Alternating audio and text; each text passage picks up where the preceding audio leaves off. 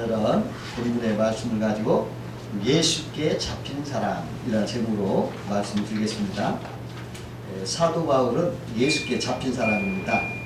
본문 12절에 보니까 내가 그리스도 예수께 잡힌 바 되었다 그랬습니다. 예수 믿는 우리들도 사도 바울처럼 예수님께 잡힌 행운의 사람인 것입니다. 예수님께 잡히면 최고의 축복입니다. 사도 바울은 예수님을 대적하여 잡히지 않으려고 뒷바질하다가 매를 맞았습니다. 어느 목사님이 예배당에 들어온 새를 잡으려고 있어요. 그런데 이 새가 막 도망가는 거예요. 그래서 목사님이 답답한 거예요. 자기를 잡아서 밖에 내주려고 하는데 이건 그냥 교회 안에 올라 휘저어 다니면서 막 유리창에 헤딩도 하고 막 사력을 다해서 빠져나갈 구멍을 자기가 찾지만 찾지 못하고 헤매기만 하더라는 것입니다.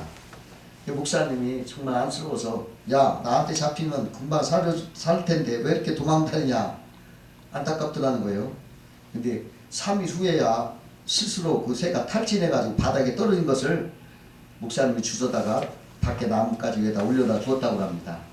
새가 진짜 잡혔더라면 그 죽을 고생 안 하고 쉽게 사는 길이 있었을 텐데 그 사실을 모르고 제 힘으로 사람을 파닥거리고 발버둥 치다가 고생하더라는 것입니다. 예수님께 잡히면 사는 길이 있습니다. 빨리 항복할수록 복된 것입니다.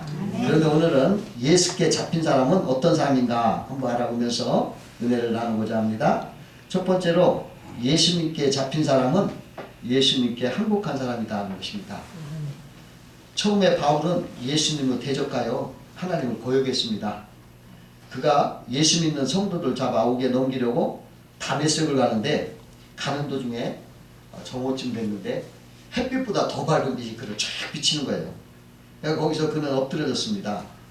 그때 예수님을 만나가지고 그는 거기서 항복을 했어요. 그리고 돌이켰습니다. 그 물에 빠진 사람이 막 허우적거릴 때 사람들이 빨리 119 구조대를 전화해서 구조대에 달려갔어요. 근데 구조대원이 그냥 구경만 하는 거예요. 그러니까 사람들이 왜 안 구해주냐고, 저 사람 죽어간다고 빨리 구해보라고. 그런데도 가만히 대꾸도 안 하고 보고만 있는 거예요. 그러더니 물에 빠진 사람이 막 허우적허우적하다가 이제 기진맥진해가지고 이제 거의 꼼짝을 실신 상태로 있으니까 그제서야 구조대에 들어가서 건져내는 거예요. 그래서 사람들이 분나요. 왜 빨리 건지지 않고 이렇게 했느냐고. 그러니까 그 구조대원이 말하기를 기운 있을 때 들어가면 나를 꼭 붙잡고 놓지 않아서 같이 죽을 수도 있기 때문에 그 노력을 표하고 포기한 후에 행복한 다음에 건져야 됩니다. 그렇게 얘기하더라는 거예요.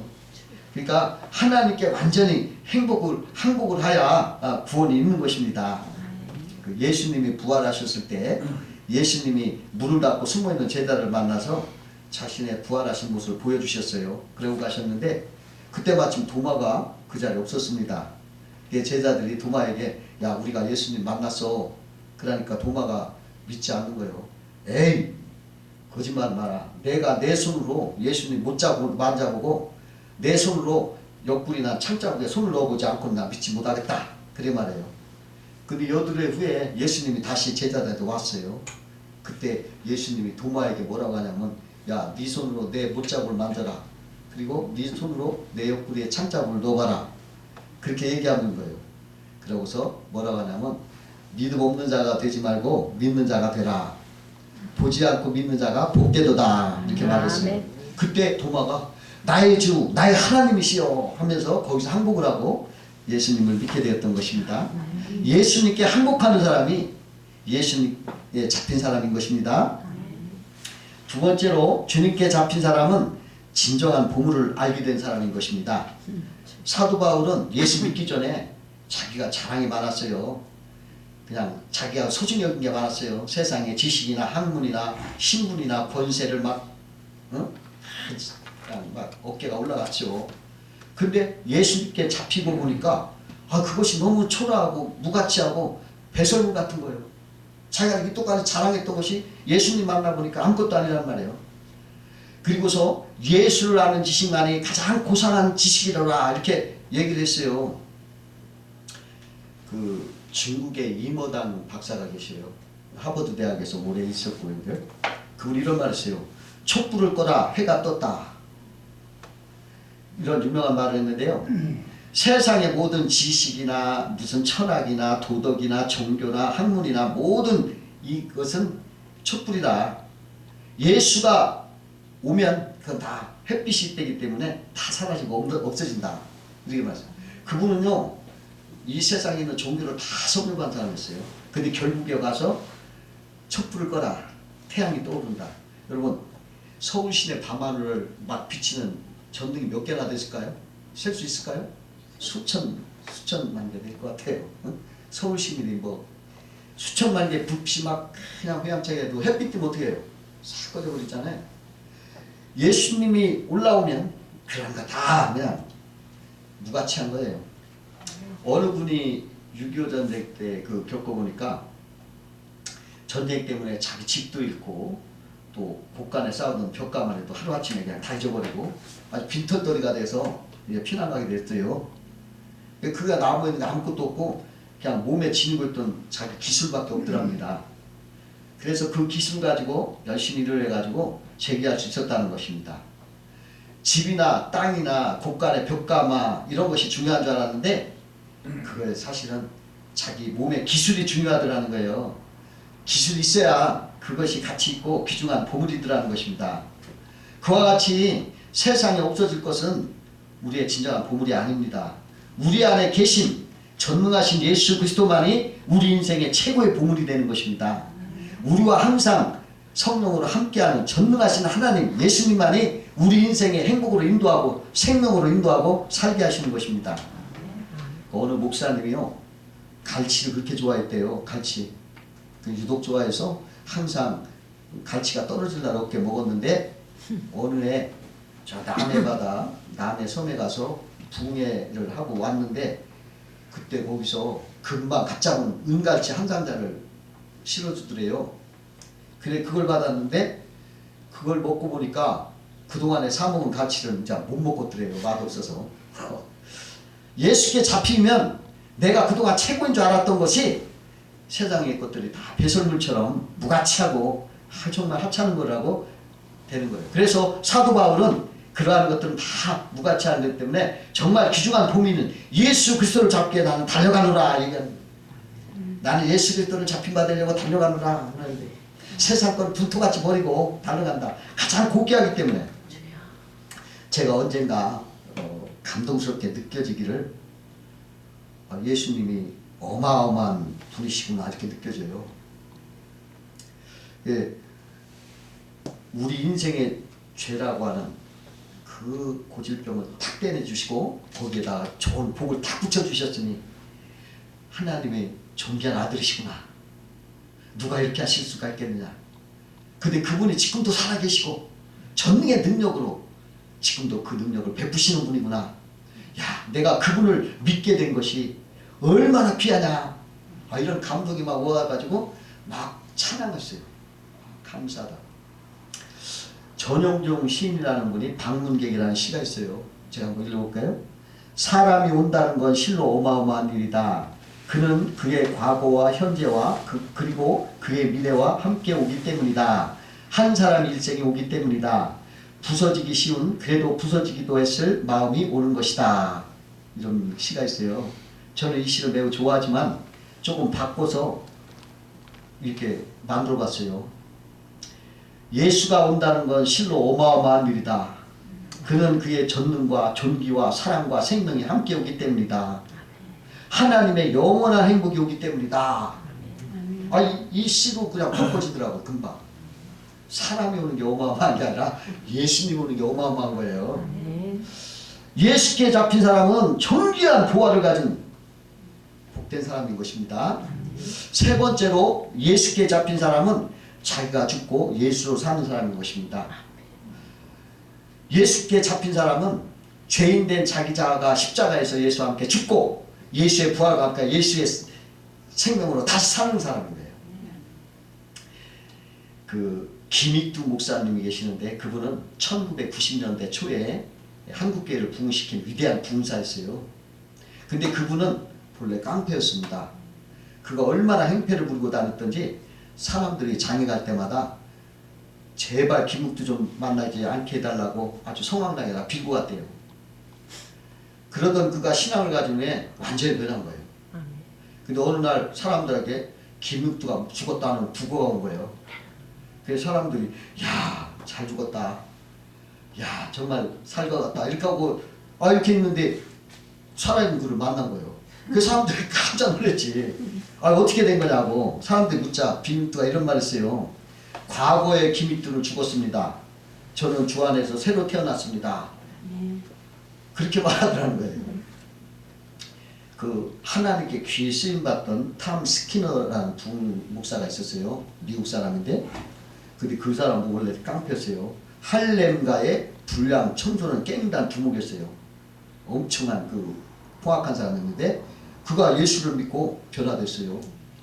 그러니까 사람들이 잘 믿지 않았어요. 그가 과연 변화됐을까 궁금하게 생겼어요. 근데 어느 날 그 동료 하나가 이 탐스키너가 정말 변화됐을까 궁금해서 시험했어요. 탐스키너가 지나가는데 뺨을 그냥 후려쳤어요. 갑자기 뺨을 후려맞은 탐스키너가 일어나면서 그 사람 향해서 이렇게 말했어요. 그리스도 사랑 때문에 친구여 나는 너를 용서하노라. 포악했던 그가 자기를 십자가 완전히 못 받고 새로운 사람이 된 거예요. 예수 믿는 사람은 십자가에 자기를 못 박아 죽인 사람이에요. 새로 태어난 사람이에요. 십자가에 자기를 못 박아 죽이면 평화가 오는 거예요. 어떤 부부가 싸움을 잘했어요. 그 부인이 얼마나 사나운지 한 번은 싸우다가 남편의 머리를 그냥 한 줄 뽑아버렸어요. 그러니까 머리 한쪽 훤히 보이게 됐습니다. 그런데도 그 남편이 꾹 참고 슬며시 나가더니 머리를 싹 삭발하고 돌아왔어요. 그래가지고 그냥 웃으면서 무사히 지나갔어요. 남편이 십자가에서 못 박아 죽었기 때문에 화목하게 된 거예요. 또 어떤 가난한 부부가 이웃집에서 매일같이 갈비를 구워 먹는 거예요. 그러니까 하루를 견디다 못하니 가난한 집 부인이 남편을 향해서 나 저 갈비 냄새 때문에 나 못 살겠다 미치겠다 이거 화를 내니까 이 말을 들은 가난한 남편은 슬그머니 나가더니 마스크를 하나 다 갖고 왔어요. 그러니까 그 부인이 뭐라 하냐면 이 마스크 써가지고 냄새가 안 들어오겠느냐고 소리쳐요. 그러니까 또 슬그머니 나가더니 방독면을 사 갖고 왔어요. 그래가지고 서로 웃다가 말았대요. 여기서 서로 부딪혀 싸우면 어떻게 됐을까요? 그냥 난리가 났겠죠. 그러나 남편이 십자가에서 죽은 사람이면 자기가 죽었으니까 싸움이 안 되고 화목하게 되는 거예요. 싸움이 안 되는 거예요. 여러분, 내가 죽어지는 만큼 예수의 생명은 더 크게 나타나는 것입니다. 내가 죽을수록 예수의 생명은 더 강하게 나타나요. 하나님이 잘 죽지 않는 사람은 어떻게 하냐? 고통과 시련과 수치를 막 주기도 해요. 왜? 그 이유는 옛사람이 나를 깨어지고 죽으라고 해서 예수의 생명이 나타나도록 살게 하려고 그렇게 하시는 거예요. 여러분, 내가 살아나면 자꾸 매를 맞아요. 그 뒷바지라면 말이 뒷바지라면 주인이 가만두겠어요? 자꾸 때리잖아요. 그러니까 내가 죽어야 하나님이 사랑받고 인정받는 거예요.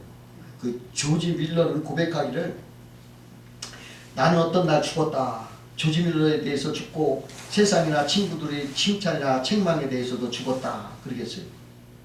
그가 자기가 죽고 예수의 생명으로 나는 다시 살았기 때문에 그가 훌륭한 엄청난 열매를 많이 맺었던 것입니다. 어떤 분은 술을 끊겠다고 결심을 했어요. 그런데 퇴근하고 돌아올 때면 술집 앞에 도저히 지나갈 수가 없어. 그래서 할 수 없이 도둑가 한 잔 마시고 와서는 또 괴로워하는 거야. 내가 끊었어야 하는데. 근데 마침내 어느 날은 그 앞에 지나갈 때 자기 이름을 부르면서 아무개는 죽었다! 아무개는 죽었다! 이렇게 외치면서 주님께 굳게 의지하고 왔더니 그냥 지나오더랍니다. 그래가지고 술을 끊어버리고 말았다는 거예요. 어떤 분도 그 이성의 유혹을 받아가지고 7계명을 범할 수밖에 없었는데 그때 옛사람 나는 죽었다. 내 안에 예수님이 계신다. 막 이렇게 소리치면서 하나님 앞에 도움을 구하니까 하나님의 신비한 능력으로 그 유혹을 무찌치고 이길 수 있게 하더라는 것입니다. 여러분, 내가 죽을 때 평화가 오고 내가 죽을 때 축복이 오는 거예요.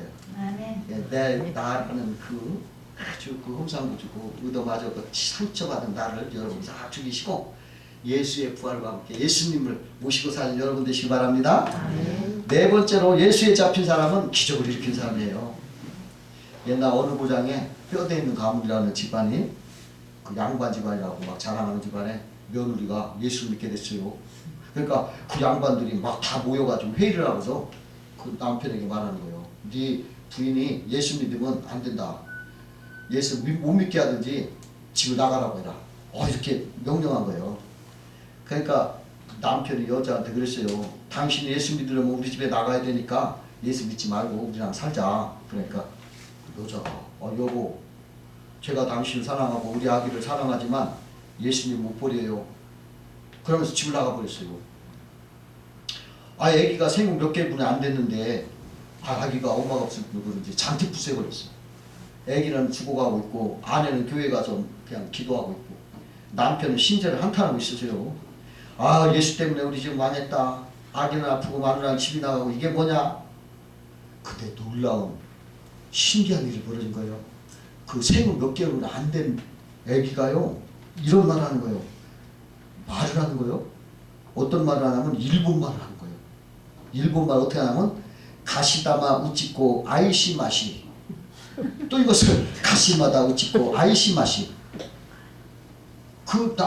그 아버지가 들어보니까 이게 무슨 소리냐면 하나님은 우리 집을 사랑하신다 이 말이에요. 하나님 우리 집을 사랑하신다. 가시다마 우찌꼬 아이시마시. 아니 우리나라 말도 못하는 그런 애가, 엄마 아빠도 잘 못하는 애가 일본말을 3번이나 하니까 이 아버지가 놀랬겠어요? 안 놀랬겠어요? 놀랬죠. 아주 깜짝 놀고요. 그러더니 하나님은 살아계시구나. 하나님이 살아계시구나. 그러니까 그 집안 어른들 무슨 말을 해도 듣지 않고 우리 가족은 예수를 믿겠습니다 선언을 해버리고 아내를 데리고 왔어요. 그 아내가 와서 아기가 낳고 그들이 교회를 다니기 시작했는데 그 아기가 자라가지고 목사가 됐대요. 근데 그분이 서울에 있는 큰 교회 목사로 일하시다가 이제 은퇴를 하셨겠죠.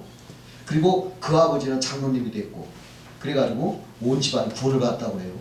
예수에 잡힌 사람은 이렇게 기적이 나타나는 거예요. 독일 수용소에서 갇혀있던 어떤 부인이 전쟁과 끝나냐 도시에 풀려났는데 그 여인이 어떤 감정을 했냐면 그분이 예수를 믿는 사람이었어요. 독실한 기독교였는데 그가 기독교 신자로 수용소에 잡혀갈 때 종합 비타민 한 병을 가지고 숨겨가지고 들어갔대요. 그 수용소에서 3년 동안 갇혀 있었는데 희한하게도 수용소에서 풀려나기까지 하루도 빠짐없이 비타민을 먹을 수 있도록 비타민이 떨어지지 않는 거예요. 아니 한 병 있으면 뭐 2달만 먹으면 없어질 거 아니겠습니까? 매일 먹으니까 3년을 먹어도 떨어지지 않는 거예요. 그 사람 간증한 거예요. 수용소에서 영양실조로 막 수많은 사람이 죽어나갔는데 그 사람은 비타민 먹어서 각종 영양소를 골고루 섭취해가지고 건강하게 지내다가 아주 나중에 전쟁 끝나고 풀려난 거예요. 그 살았다고 하면 기적이 아니겠습니까? 그냥 밀가루가 쏟아 기름도 기름 나오고 오늘날에도 있어요. 이런 기적을 간증했어요. 그 미국 초대 대통령이 누구냐 워싱턴이에요. 그분이 인디언과 싸움을 많이 싸웠는데 그 인디언과 싸울 때는 언제나 선두에서도 지휘를 했다고 그래요.